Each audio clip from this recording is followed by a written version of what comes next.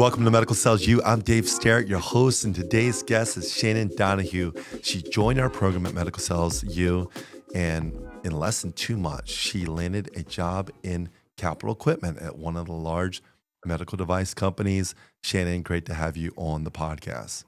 Thank you. I'm so excited to be here. Thanks for having me. Shannon, I think your story, your grit, your perseverance, and even your transformation in these last couple months is going to be an inspiration for those who are kind of on the fence, wondering, can I break into this industry? We're going to go into the details. We want to hear your story, but we want to hear about you too, because I remember we had that first phone call. You told me a little bit about your why you wanted to do this. And I just remember I was driving, I think, to Kentucky, talking to you on the phone, and I thought, I know that this young woman can do it. She needs a little bit of coaching, but she's got a powerful story. And it moved me even in the car. I remember it stood out. Maybe you could tell us a little bit about yourself and what you were doing professionally before this, before you Mhm. joined our program. Yeah, absolutely. So I graduated from college about 2 years ago from Drury University here in Springfield, Missouri, is where I was raised. And so it was in college. I was a strategic communication and marketing major, and I loved it, but I wasn't sure what I wanted to do with it. And it was actually the end of my sophomore year. My mom had very unexpectedly passed away from a very preventable medical issue that wasn't caught. And, as anyone can imagine, it was the hardest thing I've ever had to go through. But I took the time to grieve. I went through that whole process, and then it came to a point where I was like, okay, I want to do something with this. And I want to be able to kind of turn this pain that I was having into purpose for maybe other people that were going through something similar that I was going through. Maybe, fighting that unknown, questionable time medically in a situation for them, or even a grief process that I was going through, something similar like that. I want to be able to help other people. And the best way that I knew out of college that I thought I could do that while also focusing on what I was good at, which was communication and marketing, what I was studying, and that was going into nonprofit. And so since then, the last 2 years since I'd graduated college, I landed a job with Children's Miracle Network at my local hospital. And I absolutely have loved it. It was a dream job right out of college. It is exactly what I needed.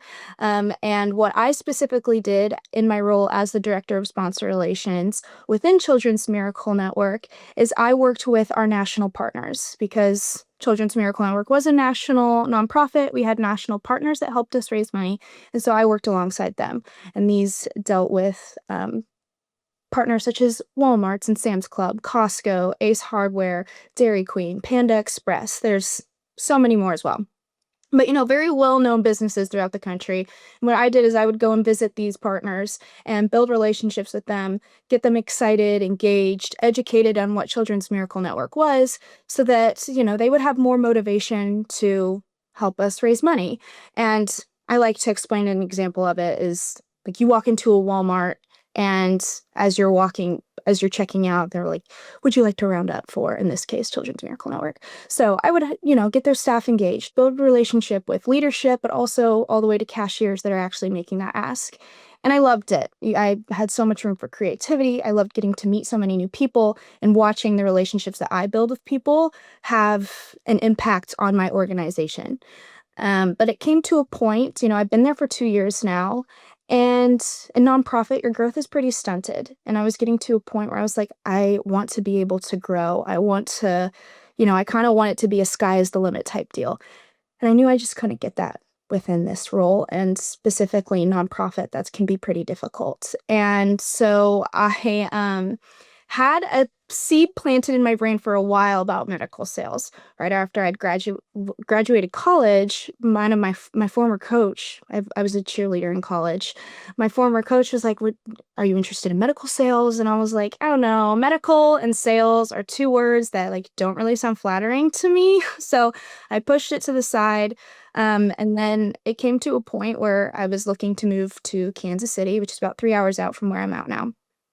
And I was thinking, okay, now's the time I kind of got to start looking. And I know I'm kind of wanting to go towards something different. And somebody mentioned it again. I think you'd be really good at medical sales. And I'm like, all right, well, I've heard this a time or two, and let me look into this. And when I looked into it, I realized it's not I don't have to have a medical degree in it. I don't have to be a chem or bio major. And yes, it's sales, but when I researched into it more, I was listening to your podcast, I was listening to other people, I was started networking with other people.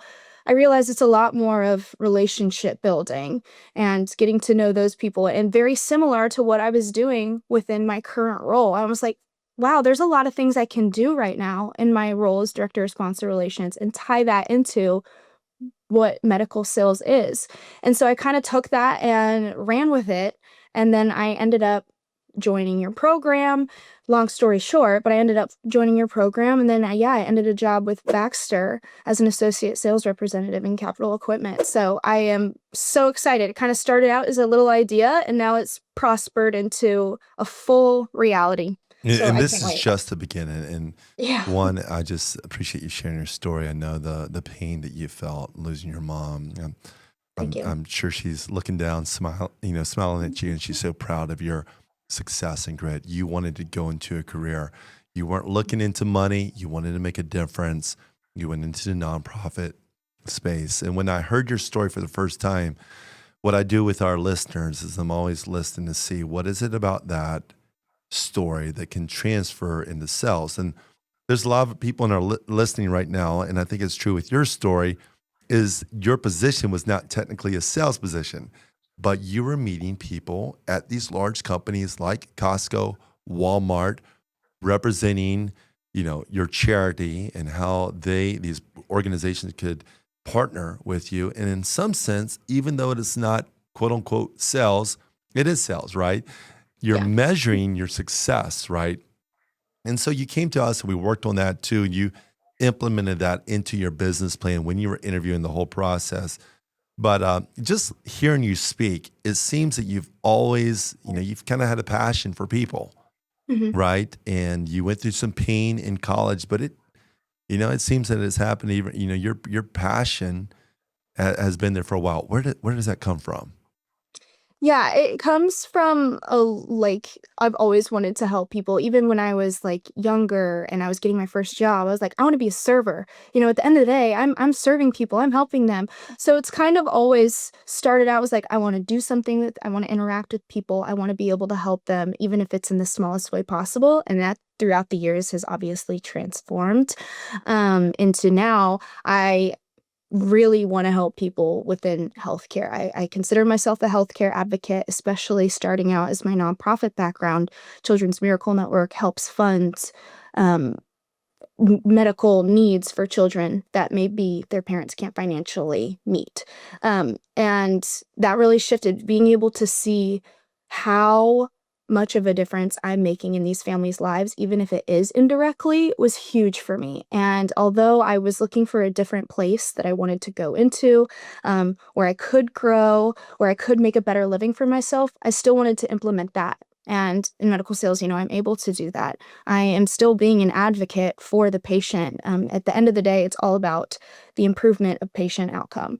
And that's what I'm doing now. So I've always been, I want to help people in any way that I can, starting out of being a server now to being an associate sales rep and advocating for these patients by delivering the best equipment possible to the surgeons so that they can do the best job that they can. I think there's several things. I think there's an audience that you're speaking to, and that is some of our audience. There are people that don't care about, well, I just want to make money. I mean, it's a Mhm. part of all of our stories, right? We all have goals, we have needs. Now I have all these kids, right? Like, so the amount of money that I need to make is even more, right? And um, I feel like your story will relate to some people who just want to make a difference, and that Mhm. was my story. I went into nonprofit. I was a teacher at a private school, making Yeah. less than public school teachers. I was writing faith-based Christian books, traveling, speaking. It took me a while to kind of get to the point. I was 35. I was single. I was broke. I thought if I want to get married, have a family someday, I better figure this financial piece out. And what I would say there is with your story and for our audience listening is sometimes, and even for those who are nurses, there's often this hang up. Am I going to the dark side of of corporate. I'm going now to this side, and we all work together. That's the truth. And even now, and I'm just guessing here, it's fair to say you're probably going to make, starting out of the gate, at least double of what you were previously making. Is that fair to say? Yes, that is Yes, very fair. maybe even more than that. You now have funds to still make an impact, to give, to donate. And Mhm. as you continue to grow, I always say to our audience there is sometimes we learn through those nonprofits. For some of our audience, it's appropriate to go into the nonprofit sphere, but doesn't mean that you have to stay there, and doesn't mean that you're going over to the dark side, because you can still make such an impact into medical sales, in pharmaceutical sales, by helping patients, helping physicians with the greatest innovation. And now you're not stressed. You're not worrying about, how am I going to pay the bills? How am I going to pay rent? How am I going to buy this house? How am I going to put down 20%? You know what? You're going to be able to buy a house. You're going to be, if you stay in this job and you follow even Dave Ramsey, within 10 years, you will be a millionaire. Baby steps millionaire. I'm not saying overnight, but baby steps by just doing matching out your 401k. Shannon, I'm just curious here. Go back to the story. You wanted to Mhm. break in. Yeah. How did you interview anywhere before you reached out to me? What did that look like? Yeah, no, I had not. I had kind of been looking at roles, but when I was doing my own research on breaking into this industry, the one major thing that was getting geared into my brain was that it is incredibly hard to break into it. Um, so I was like, okay, obviously cold applying isn't going to cut it, considering I've been told time and time again how hard it is to break into this industry. So I hadn't applied anywhere because I didn't think I was ready for that, and I wasn't. I made a good choice. And so I was just like digging deep. Okay, what are the things that I need to do if this is something that I truly want to move forward with. And I heard a lot about, of course, networking on LinkedIn. Reach out to as many people as you can, and get conversations with them. And I kind of like became obsessed with it. Not even, what medical sales is, but how can I break into this? What does that process look like? So I started going on anything and everything. I would go on TikTok, watch people's videos on TikTok. I would go listen, read blog posts. And I started listening, like I go on runs quite a bit. And so I was like, okay, maybe there's a podcast out there about breaking into medical sales. And that's how I ran into your podcast and YouTube. I was also watching it on YouTube. And it came to a point where you had mentioned, go on and apply. We have people breaking in all the time. And I was like, okay, like let me try this out. And so I went online and I put in my information, and I did it that morning. I think you called me that afternoon, and I was not expecting to get a call from you at all. I assumed you have, like, I don't know why. I don't know what I assumed, but I assumed you probably had people working for you, kind of like recruiters type of thing. So when I got a call from you personally, I was like kind of starstruck. I was like, "Oh, it's actually Dave Sterrett, the one I'm listening to on the podcast and watching on YouTube and that kind of thing." And our conversation meant a lot to me. I really appreciated you took the time yourself to reach out and talk to me, and you wanted to hear my story. Most of the time that we were on the phone, you were listening to my story, asking me questions about myself, why I'm interested, and not just blasting me with information about your program. And that that was a green flag to me. And you also let me know, you were real with me. It wasn't, "I think you're gonna be amazing. Let's do it. I'm gonna sign you up right now." It was like, "Okay, I see this. I see how this could be a fallback for you, and I can help you. I can help you overcome that. I can help you bridge that gap," that kind of thing. And so that was kind of the last thing I really needed to push me in and be like, "Okay, I think this is something that not only I could be good at, but I think I'd thrive in it." And that was my final push to get in there. And I am so glad that you welcomed me in and I got in because I mean, it took me, I think it was less than 2 months to land a job, which Yes, and is that's insane faster than to our me. average. It is faster. We have some people who take a little bit longer. We just had on our last call someone who took a longer time, and he landed with Tempest AI. and he moved across the country, and I was moving back, and I had this long story. But I remember that, and just for our audience there, right now it is me reaching out. I do this on the side.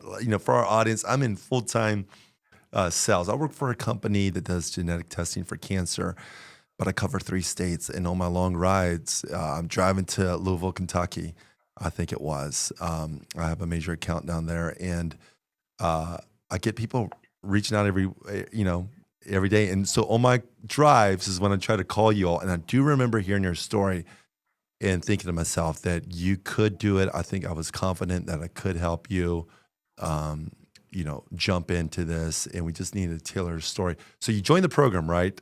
Mhm. And talk to us a little bit about some things, because on our program, there's a self-paced, you know, process that you go through. What are some things that you learned in the program that maybe I taught that if you hadn't have taken my program, maybe you wouldn't have done at all? Mhm. What are maybe 1 or 2 things that you learned in the program? Well, definitely the whole brag book aspect Okay. and customizing your own brag book. That is not something I've ever done before. I had never even heard of a 30, 60, 90 plan.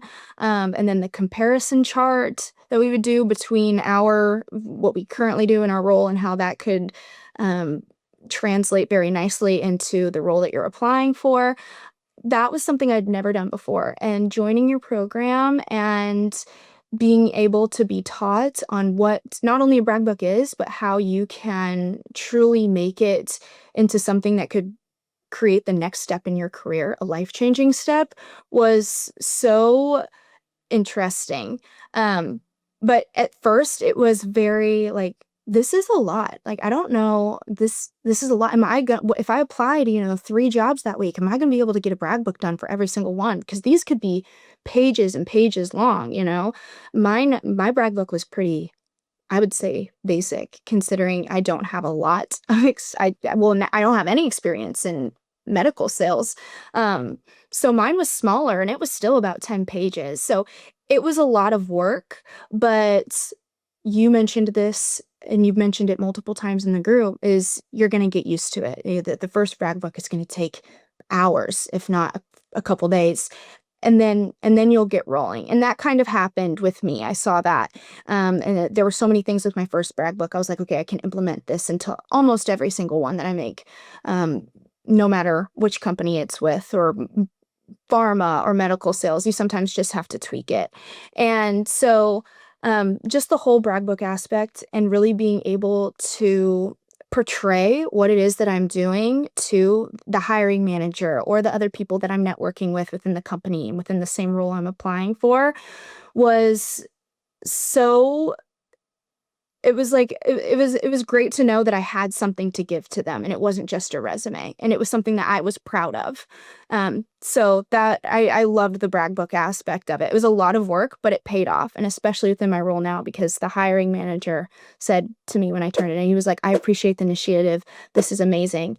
And I also loved it because you get it in our brains of like, you need to do this. If you want to get a job, you got to make sure you're doing this and reaching out to people with your brag book, which I really appreciated, because it came to a point where I was like, this is what everyone's doing. I'm assuming everyone's doing this, so mine needs to be top notch, and I would like stress over that. But then when I reached out to the hiring manager, who I now have a role with, who is now my boss, he was like, I've almost never seen anything like this before. Thank you for the initiative. This is great. I love ABC, what you've done here. And I was like, okay, like, this truly did make me stand out. And maybe other people aren't doing this. And even just having the brag book itself was a standout. So Yeah. I loved that point of it. And yours got better as you went. I remember you Hmm. continued, and that's what I tell our members. You jump in, and some of the other coaching programs out there, people that really want to break in, they're doing brag books or 30, 60, 90. You kept tweaking it to make it better. Hmm. And you're right. At first, it takes a long time, but then you get better. Another aspect of our program, you have the self-paced portion. We have our Zoom calls on Monday night, 8 o'clock Eastern. You jump on, and I remember sometimes I grill people. I put you on the spot, right? Do you remember one time that I called you? I said, we're asking everybody. I said, Shannon, you're interviewing for this job. What job are you interviewing for? And you tell me a company that you're interviewing with. And I said, okay, tell me about your greatest weakness. Do you remember that? Oh, I remember. I'll never forget it. Okay, what happened there? Yeah, so we were practicing interview questions, and it was one of my first, like, I think it was like my second or third time on the group call. And, you're like, okay, let's start. We'll do what's your greatest weakness?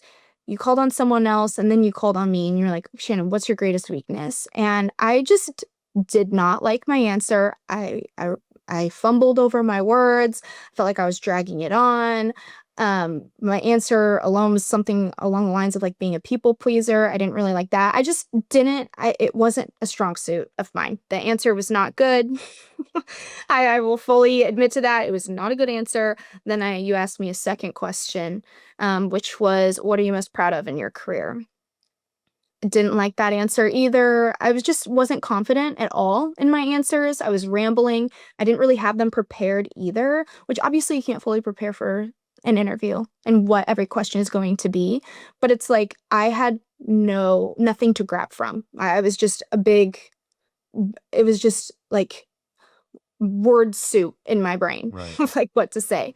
And so that really ate at me. I was so upset. I was like, oh my You gosh, emailed if me I like right afterward. You sent me an email. Do you remember that? You sent me yes, your yeah, email. because I Like, was like, this is so bad. This is a horrible representation of me. Like, I'm gonna come back stronger. Yes, I remember. I was like, I gotta tell him. So I emailed you and I was like, look, it's a terrible representation of me. I'm gonna come back better and stronger the next group. I promise I will. And that week, I practiced both of those answers so many times, like in the car, because I did drive a lot for my role in nonprofit as well. When I was in the car, I was practicing my answers. I was video recording myself giving the answer, and then I would turn it into the group chat to see, what if there were any other constructive criticisms that I could get from other people, and hopefully positive feedback better than what I gave during the group. And that really streamlined my practice and reality on interview questions. And ever since that moment, I was like, I made those two strong that you asked me in the group. And then after that, it was like, okay, now let's practice another interview question. Now let's do another one. Now let's focus on our star answers, that kind of thing. yeah, and you know what stood out to me, that there's several things that stand out.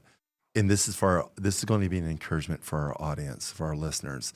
Is I remember that I even called you out on one of them. I said, you sound a little bit nervous. Like, here we are, like 10 people on the call, 12 people on the call, and I'm calling you out. I'm like, is this, and the truth is you were nervous. And that's why I think our program is a place for us to practice and go ahead and fail and Hmm. get better, so that when you have the actual interview, you're not nervous, you're confident. And I will tell you this, Shannon, you transformed from the beginning. Within 2 months, you went from being a little bit shy and lacking confidence to extraordinarily confident to where you are today, even on the podcast. You haven't even started this job yet. You start on Monday, right?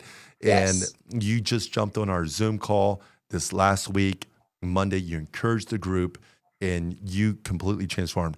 Now, our group, we have people that have more degrees than you and me. We have a Hmm. PharmD, we have 2 MDs, we have a PhD from Harvard, Johns Hopkins graduates. But what stood out and why your process? Now, we did have one of our PharmDs. He just landed an MSL role at one of the large pharmaceutical companies.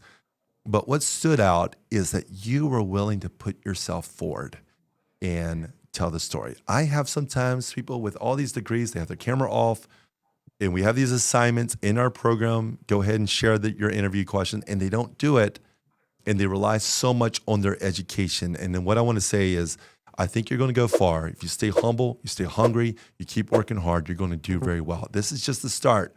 You're going to get knocked down again. I promise you. That boss that you so much impressed in this interview process, there will come a day where you mess up. And how you pick yourself up. And I remember this, when you failed and messed up on those interview questions, and it wasn't that bad. Okay, maybe it was bad, but okay, one of them was bad. The first one was bad. The second one wasn't so bad, but you adjusted. You emailed me and you got better. And that's Hmm. going to happen so much true on this job. It's true with all of us in life. It's true with my podcast, our coaching program. We've helped a lot of people recently, but we need to get better, and we keep growing, and we keep trying to pour into you guys. So you start on Monday. How many interviews did you have with Baxter? I had 3. Okay. So walk us through those, Sarah, as we wrap up. Okay, so my first one was a virtual one. It was one of those HireVues where you aren't speaking to anyone. You have about 3 minutes to answer a question, and you're pretty much videoing yourself, and then you submit the question, if that makes sense. And I had about 5 of those. It's awkward and it's scary. You got 3 minutes, and after 3 minutes, if you didn't say what you wanted to say, you got to submit it. So that one was very tough. I went into that one very, very, very prepared with any interview question I could possibly think of. But we made it through that one, and then it was, I think, the next day I heard from the recruiter, and she wanted me to do a virtual interview with the hiring manager, who was the regional sales manager through that territory.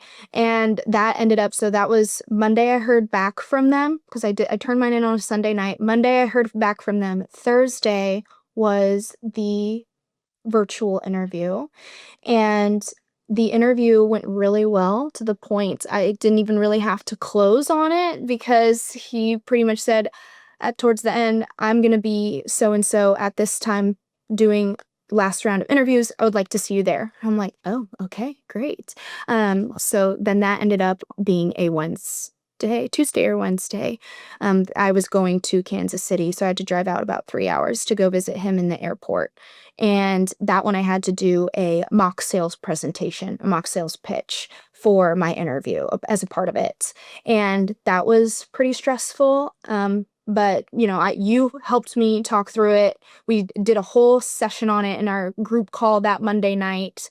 You had me pull up my presentation that I had so far. We talked through it. I got kind of some advice from other people in the group as well, which was really great. And I can't remember who it was, but somebody in our group said when we were going over my presentation, she was like, you want to ask a question. You want to lead them to asking a question that you know the answer to. And that kind of helped me kind of configure the rest of my presentation. That's good. And yeah, that was my final interview. We did the mock sales pitch, which didn't fully go as I expected it to. And then the rest were interview questions. And I found out the next day that they gave me an offer. Well, Shannon, we're so proud of you. Thank you so much for just jumping on the podcast, sharing your story, because I think it provides a lot of hope for people out there, the people who feel like they've gotten knocked down. They've tried to do this. Maybe they just, wanted to make a difference, and maybe they became a nurse. Maybe they got into nonprofit, and you realize, I'm not reaching my financial goals. There's all these jobs out there making 6 figures. How do I break in? How do I do it? You show the grit, the coachability. Thank you so much for entrusting me in Medical Sales U, and man, just wish you the best. You will succeed. Thank you so much, Shannon. Yeah, thank you so much. I appreciate everything you've helped me with, and thanks for having me on the podcast today. If you're trying to break into medical device or pharmaceutical sales, or maybe you're ready to reinvent yourself into a new specialty like oncology, our program, Medical Sales U, can help. I'm extremely grateful for Dave Sterrett and his program, Medical Sales U. I'm now making $60,000 more than I was as a pharmacist. I highly recommend the program. I just landed an incredible dream job. Our members come from every background: nurses, pharmacists, teachers, athletes, and they're breaking in fast, averaging $151,875 in 11 and a half weeks. Many are earning over $200K. The industry is changing lives. You can change lives. Check us out at Medical Sales U. Invest in yourself, and let's get you in the game.